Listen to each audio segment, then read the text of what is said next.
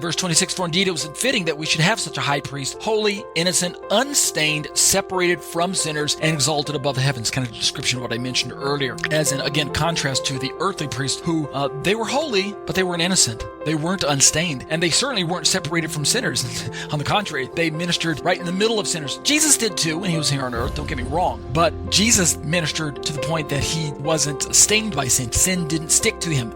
It didn't pollute him. He wasn't tainted by the stain of sin. But the high priests and the priests on the earthly level, oh yeah, they had to make atonement for their own sins before they could even make atonement for the sins of the people. Go back and read Leviticus chapter 16 all over again. Verse 27, he has no need like those high priests on earth to offer sacrifices daily first for his own sins, like I just mentioned, referencing back to Leviticus 16 of Aaron and the high priest. And then for those of the people, since he did this once and for all when he offered up himself. And then finally, verse 28, for the law, speaking of the law that refers to priests, the law appoints men in their weaknesses, right? These earthly priests. It appoints men in their weaknesses as high priests, which is a good thing, even though they have their limitations as men. Nevertheless, God structures the Levitical system so that these mortal men with their limitations can nevertheless function as high priests. So that's a good thing for us because we need someone to be able to minister for us here on an earthly level. But the word of the oath, right, reference Psalm 110 all over again, the word of the oath that the writer